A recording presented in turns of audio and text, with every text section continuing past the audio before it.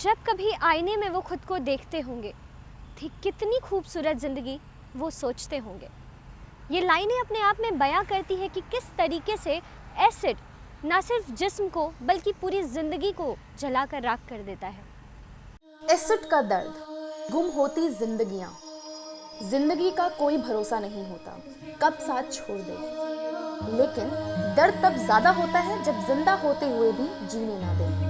हम बात कर रहे हैं एसिड हमलों की, जो कई बार जिंदा लाश बना देते हैं।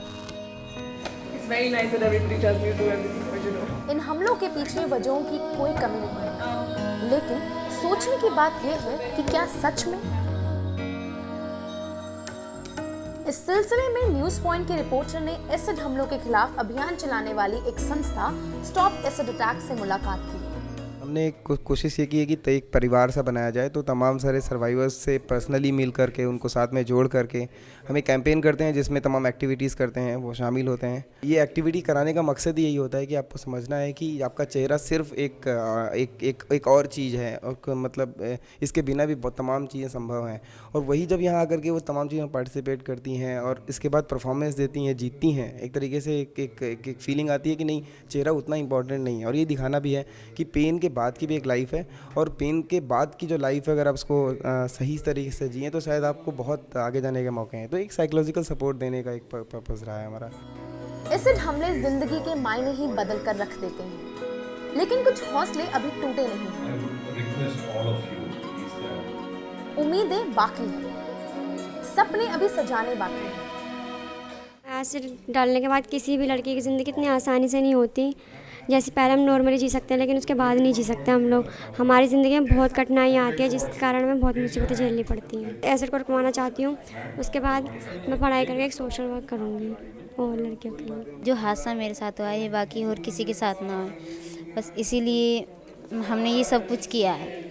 अगर बाहर कहीं भी एसिड मिलता है तो उस पर या तो अच्छे से बैंड लगाया जाए, या मतलब जो ख़रीदता है ख़रीदने वाले से भी पूछा जाए कि वो किस लिए ख़रीद रहा है, और बेचने वाले से मतलब बेचने वाले को भी सोच समझ के उससे अच्छे से जानकारी करके उसे देना चाहिए। हैरान हूँ मैं ये सोचकर कि ये इंसान को क्या हुआ, एक अदना सा फसाना उसे जिंदा जला गया। जी हाँ, बड़ी हैरानी होती है ये जानकर कि कैसे कोई एक छोटी सी बात पर किसी की पूरी जिंदगी तबाह कर देता है। आखिर क्यों होते हैं ये हमले, क्या होती है उनकी सोच। उन्होंने कभी एसिड की एक बूंद अपने ऊपर डालकर देखा है कि कितना दर्द होता है, सोचा है कि कैसी हो जाएगी किसी की जिंदगी। ऐसे केसेस के बाद हम अंदाज़ा लगा सकते हैं कि एक महिला, और यूजुअली महिला, इसलिए मैं जेंडर इस्तेमाल कर रहा हूँ बिकॉज़ ज़्यादातर किस्सों में ये एक प्रेमी होता है जो कि मेल है, जो एक विमेन पे या एक फ़ीमेल पे अटैक करता है।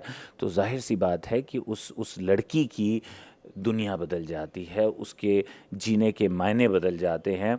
और कहीं अगर प्यार की कड़ी रही तो फिर भी शायद इस दर्द को, इस घात को समझने में वो लड़की एक कोशिश करती है, विफल कोशिश करती है।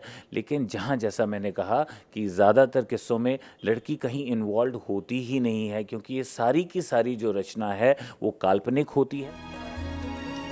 इन हमलों से लड़ने के लिए कानून हमारी मदद नहीं कर सकता क्या?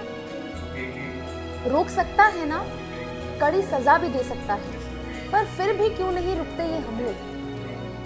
एसिड विक्टिम को डिफॉर्मिटी हो, कोई ऐसा बर्निंग, मेमिंग, डिसफिगरमेंट किसी भी पार्ट में हो, तो उसके लिए ये अभी नया कानून बनाया गया है कि ऐसे दोषी को जिसने के एसिड फेंका है, उससे जो भी इंजरी हुई हो, परमानेंट हो, पार्शियल हो, रिवर्सिबल हो, फिर भी उसको कम से कम 10 साल की सज़ा का प्रावधान किया गया है, और उम्र कैद तक उसको सज़ा हो सकती है। जिंदगी चलने का नाम है, इसे चलने दो, रुक जाए तो दम तोड़ देगी।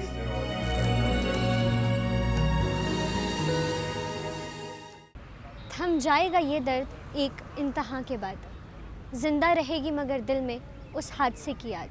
जी हाँ, हो सकता है वक्त के साथ तेज़ाब की जलन शायद ख़त्म भी हो जाए, लेकिन ये दर्द जो दिल में है वो ताउम्र ख़त्म नहीं हो सकती।